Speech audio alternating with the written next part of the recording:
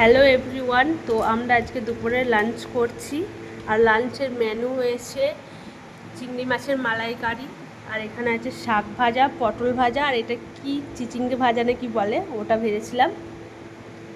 বাবু খাবে ভাত, তাই তো? ও এখন মিষ্টি নিয়ে বসে গেছে, ভাত খাওয়ার আগে মিষ্টি খেয়ে নিচ্ছে। গ্যাবিটা বসে গেছে দেখো।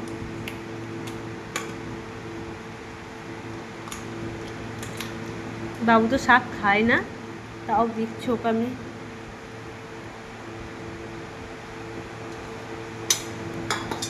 নাও ভাতটা খেয়ে নাও, ভালো করে বসো।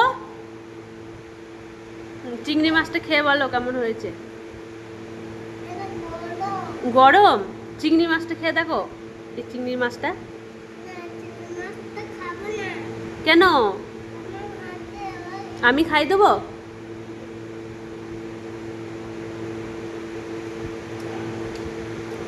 ও নিজে খেতে পারবে না, আমাকেই খাইয়ে দিতে হবে।